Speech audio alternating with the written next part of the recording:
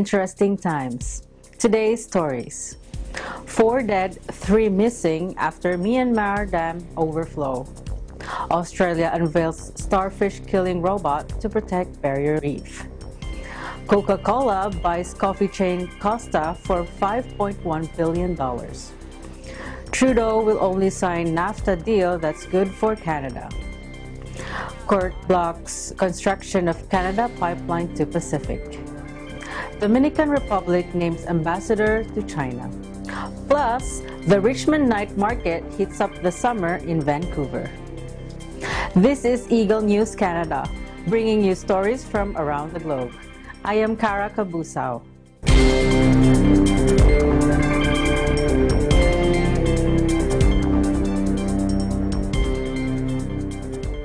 A ministry official confirmed that the floods from a dam breach in central Myanmar has left 4 people dead and 3 missing. The first casualties reported 2 days after a portion of the levee collapsed from heavy monsoon rains. A director at the Ministry of Social Welfare, Relief and Resettlement said that the deceased were 3 men and 1 woman. Phew Lei Tun said that according to the information we got as of this morning, 4 people were killed and 3 went missing during the floods. A large swath of central Bago region has been inundated after the Swar Chung Dam spillway collapsed, causing a deluge of water to drain out of the levee into surrounding villages and farmland.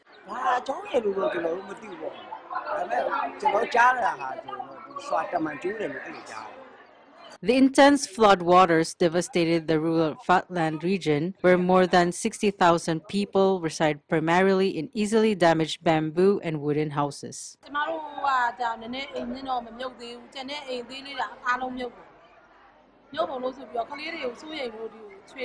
While some were able to wade through chest-deep water on the first day to get to higher ground, many families are still stranded as search and rescue efforts led by the military attempted to reach them.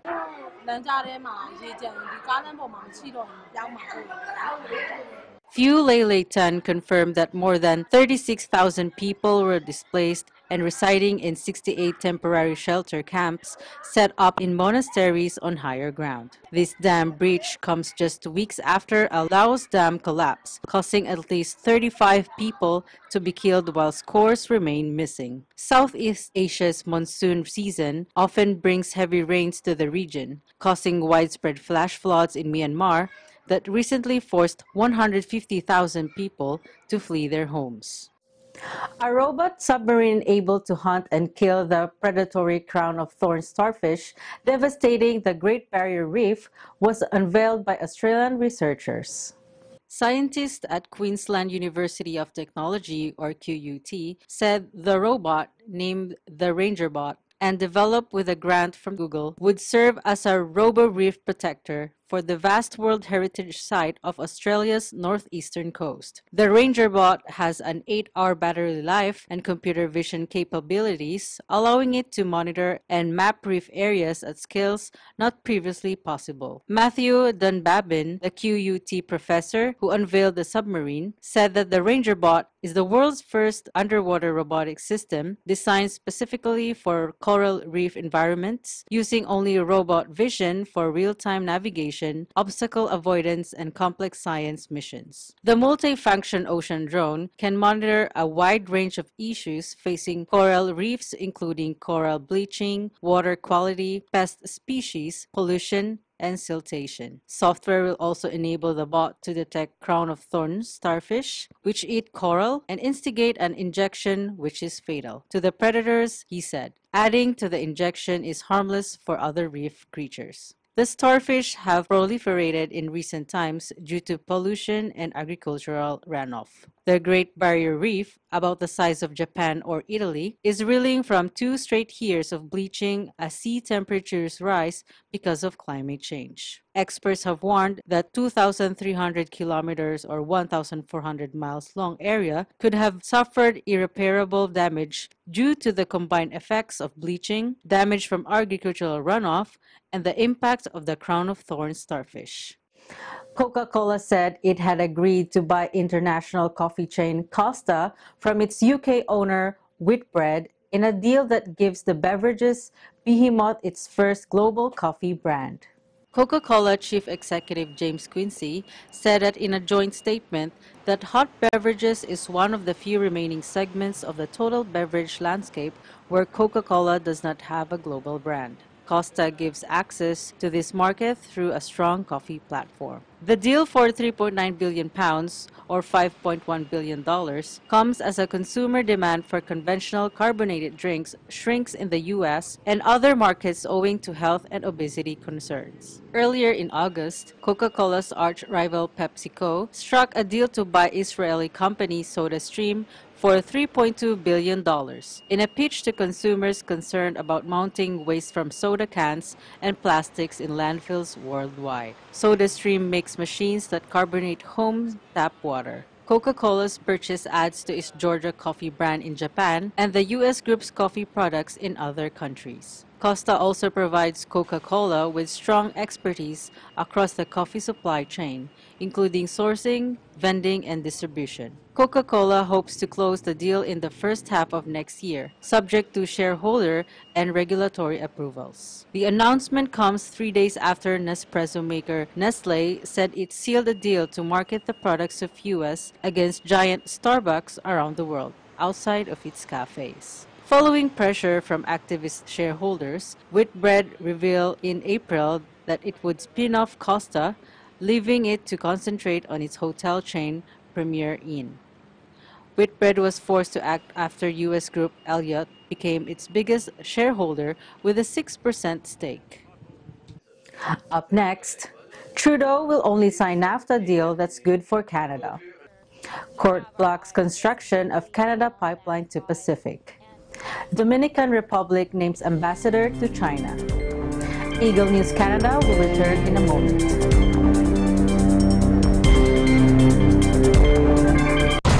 The machine is back at it. Guns N' Roses, Not in This Lifetime Tour. Welcome to the jungle. The rock spectacle of 2018 comes to the Philippines. November 11th, 2018 at Philippine Arena, Bulacan. Quick sale for fan club members on June 8th, 10 a.m. to 11:59 p.m. Public on sale June 9, 10 a.m. Don't miss Guns N' Roses.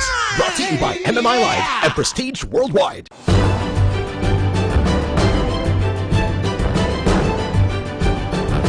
Eagle News teams are fair. Sa impeachment complaint laban kay Supreme Court Chief Justice Maria Lourdes Sereno, ang ilang Ang maestra rekomendasyon na makasuhan ang mga sangkot kasama na ang mga opisyal ng customs. Hardworking. Papaunlad ng isang bata na magiging isang future youth leaders. Dedicated. Sa nasawi ay dito natagpuan yung bangkay. Yung kanilang paraan ng pag-aalaga ng mga may sakit na leprosy noong unang panahon. Committed to public service. Ang chairmanship ng ASEAN sa bansang Singapore. Yung mga biktima ng mga nawawala. Pamambahan ng Bureau of Customs na nasa merkado na yung mga pinaking produkto. Sa kapila ng mga kilos protesta na nanatiling dahil sa payapa. mabilis na pagresponde ng mga pamatay sunog, ang apoy mabilis na karoon ng equal opportunity ang ibang mga kababaihan. ng mga kabataan at ipinakita sa pamagitan ng kanilang mga likha. Nanatiling kulang pa rin ang tubig para sa irigasyon, para sa pagtatanim ng ating mga kababayang magsasaka. As we live in interesting times.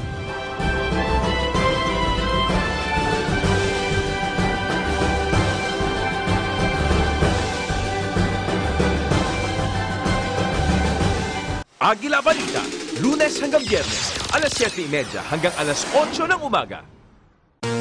Tropical cyclone o bagyo. Ang bagyo ay isang uri ng lagay na panahon na nagdudulot ng malalakas at mabibilis na hangin at pag-ulan na maaaring maging sanhi ng matitinding pagbaha, daluyong ng dagat at pag-uho ng lupa. Narito ang mga dapat gawin bago dumating ang bagyo. Una, alamin ang balita ukol sa panahon at mga anunsyong pangkaligtasan. Alamin ang plano ng komunidad sa pagbibigay babala at paglikas. Suriin ang bahay at kumpunihin ang mga mahina at sirang bahagi. Ihanda ang go bag na naglalaman ng mga pangangailangan ng pamilya. Ilikas ang mga alagang hayop sa ligtas na lugar. Kapag inabisuhan ang kinauukulan, mabilis na lumikas sa itinakdang evacuation center. Narito naman ang mga dapat gawin habang may bagyo. Una, maging mahinahon. Manatili sa loob ng bahay o evacuation center at makinig sa pinakabagong balita at taya ng panahon. Patayin ang main switch ng kuryente at valve ng tubig. Gumamit ng flashlight o emergency lamp. Maging maingat sa paggamit ng kandila o gasera. Umiwas sa mga salaming bintana. Ito naman ang dapat gawin pagkatapos ng bagyo. Hintayin ang abiso ng kinauukulan na ligtas ng bumalik sa tahanan. Umiwas sa mga natumbang puno, nasirang gusali at linya ng kuryente. Huwag gumala upang hindi maabala ang mga emergency services. Siguraduhing walang basa o nakababad na outlet o kagamitan bago buksan ang linya ng kuryente. Itapon ang mga naipong tubig sa lata, paso at gulong upang hindi pamahayan ng lamok.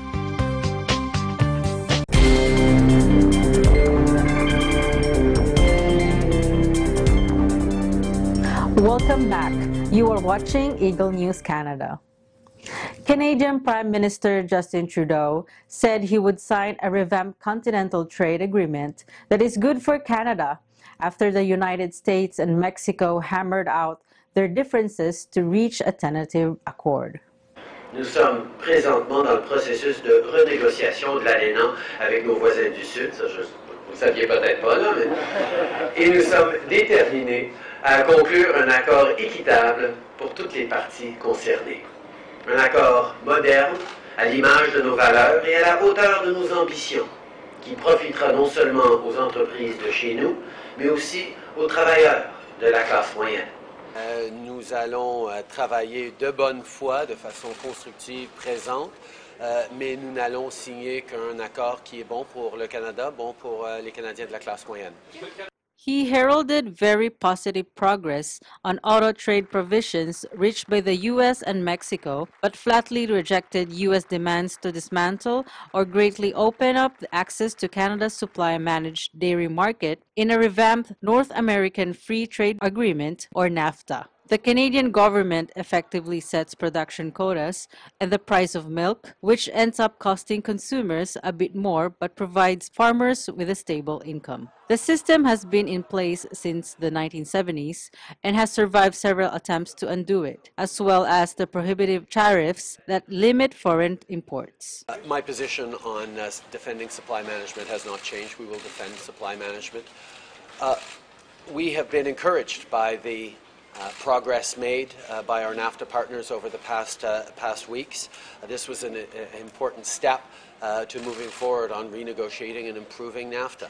As he spoke, Canadian Foreign Minister Chrystia Freeland arrived in Washington to rejoin trilateral trade negotiations after interrupting a trip to France, Germany, and Ukraine. Trudeau's senior political advisor, Gerald Butts, was also in Washington for the talks. After months of intense negotiations, the United States and Mexico announced an agreement Monday on a thorough overhaul of the 25-year-old Free Trade Pact, but President Donald Trump suggested he could cut Ottawa out. A lot of documents and a lot of text to dig into in terms of what has been worked on by Mexico and the United States. There's been some very positive progress, particularly on autos, and we're glad to be engaging as we have been.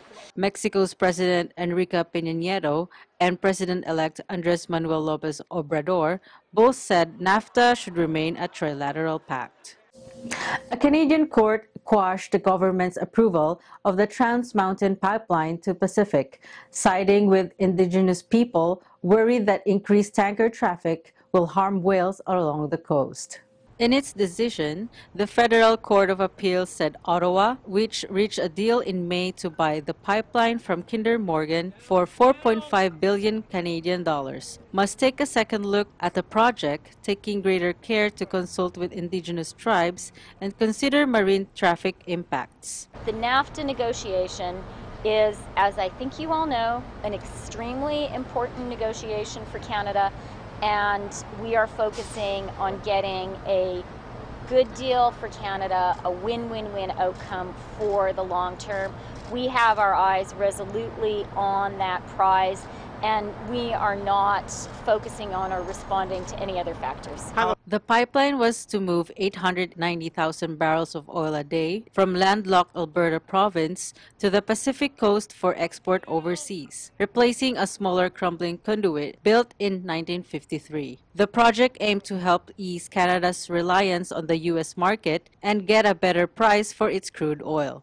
Ottawa approved the project in 2016 after an environmental review, saying it was in the national interest. But it has continued to face stiff opposition from Indigenous tribes, environmental activists, and local governments along the 1,150-kilometer route. Indigenous groups on whose traditional lands the pipeline crosses have expressed concerns that the increase in shipping will impede the recovery of killer whale populations in the area. The court concluded that the National Energy Board made a critical error in not considering marine shipping impacts, leading to unacceptable deficiencies in its recommendations to the government to greenlight the project. It also said the government failed in its constitutional duty to engage dialogue meaningfully and grapple with the real concerns of the Indigenous applicants so as to explore possible accommodation of those concerns. Kinder Morgan shareholders, meanwhile, reportedly voted overwhelmingly to approve the pipeline sale to federal government. The company was not immediately available to confirm the vote result. Ottawa's purchase of the pipeline, effectively nationalizing it, was meant to silence critics and bring a swift end to legal challenges and illegal protests at construction sites. Currently, 99% of Canada's oil is sold to the United States at a discount, and access to the Pacific coast is seen as key to diversifying the world's 6th largest oil producer's energy exports. Access to new oil markets was also key to Canada's meeting its Paris climate target because Alberta, the nation's single largest pollution emitter, agreed to take action against carbon emissions only if it gained access to new markets for its oil. But pushback, including from the British Columbia government, created political risks that led Kinder Morgan to temporarily halt its construction earlier this year. We've moved into a very intense rhythm of the negotiations where our officials are working hard, preparing issues for some high-level ministerial decisions. Then we meet at the ministerial level, take the decisions, instruct our teams, and they move on to the next set of issues. So that's the sort of intense rhythm characteristic for this stage of the negotiations. The atmosphere is good, there is goodwill on both sides, and I'm encouraged by that. Monroe said that at the height of the feuding that the government's purchase of the project will ensure that we're able to safely get Canadian oil resources to world markets where we can get a fair price for them. The Dominican Republic appointed its first ambassador to China after switching diplomatic ties from Taiwan in April. The envoy is Briuni Garabito Segura, who has previously served as ambassador to Colombia and Canada. Until April, the Dominican Republic was among just a handful of countries that recognized Taiwan. China and Taiwan have been ruled separately since 1949, but Beijing views the island as a renegade province awaiting reunification by force if necessary. At the time of the change, President Danilo Medina said that the Dominican Republic could not go on without having relations with the world's second-largest economy. China already had a commercial office in Santo Domingo and established an embassy on May 21, although it has yet to designate an ambassador. China is the Dominican Republic's second biggest trading partner after the United States. Coming up, the Richmond Night Market heats up the summer in Vancouver. Eagle News Canada will return shortly.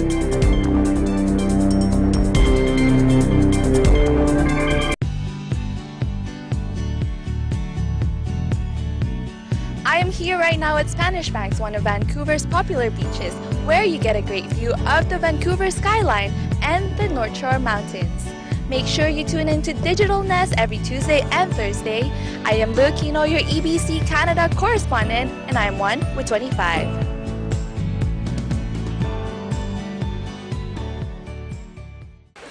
Hello Digital Nesters, thanks so much for watching this video. Make sure to give it a thumbs up and don't forget to subscribe to watch our future features.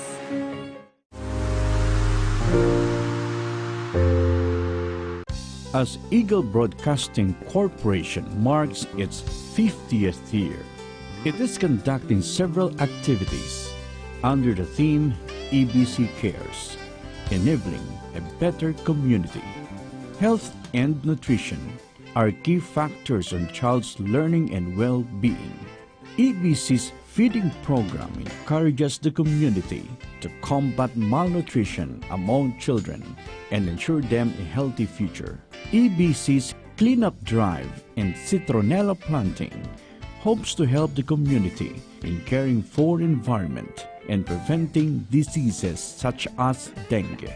EBC's public service program, Paglilingkod sa Bayan, Serbisyo para sa Mamamayan, has opened its doors to government agencies so more people can avail of these services. EBC's blood donation program and medical mission continue to spearhead life-saving projects, and EBC's livelihood seminar teaches and guides those who want to have additional income and business. EBC Cares, serving the people in these interesting times.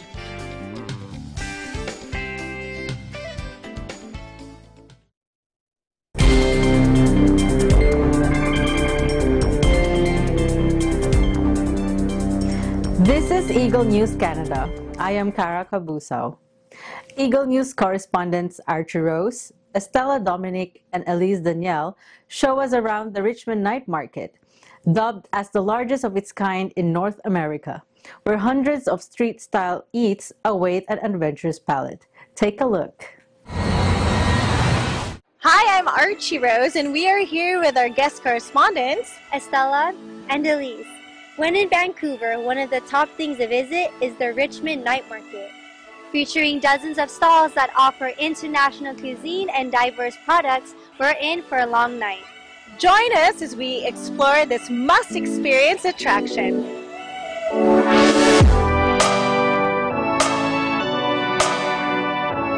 Finding parking near the venue is quite challenging, so the most convenient way to get to the Richmond Night Market is by taking the SkyTrain. Remember, your stop is Bridgeport Station. Once off the SkyTrain, you will need to walk just a few minutes to get where the action is. Don't be intimidated by the crowd. As long as you mind your own space, give way to others, fall in line, then you'll be okay.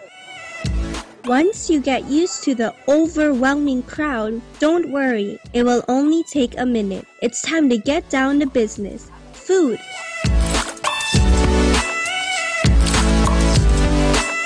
My favorite, this giant calamari.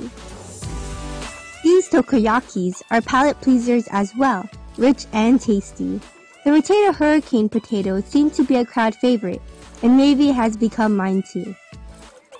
Feeling like kebabs, chicken, pork, or beef? They have it all here. Even burritos, seasick burritos, because you'll never know what hungry people crave for.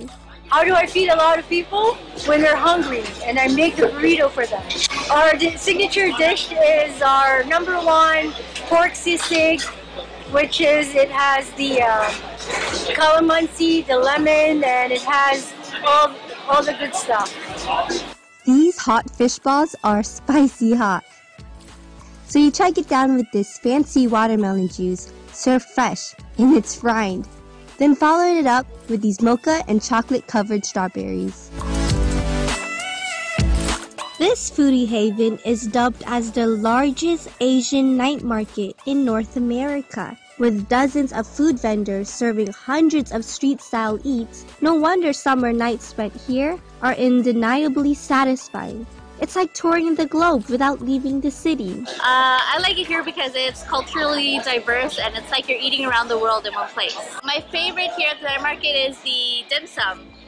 If you want to take a break from eating, you can also shop for some clothes, beach towels, giant pillows, and toys.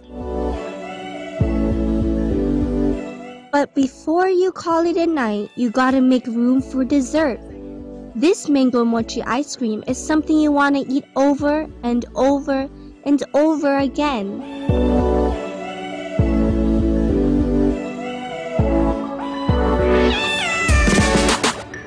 From king crabs to sweet corns to freshly squeezed lemonade. The Richmond Night Market really makes Vancouver summer nights heat up. I'm Archie Rose of TV Dad. I'm Estella Dominique. And I'm Elise Danielle. And we are Wine with 25. Thanks, guys. That is this week's Eagle News Canada. Join us next week for stories that matter to you. Visit our websites at eaglenews.ph and eaglenewslive.com. Like us on Facebook. Follow us on Twitter at twitter.com/eaglenewsph. Thank you for watching. I am Karaka Busao. I am One with 25.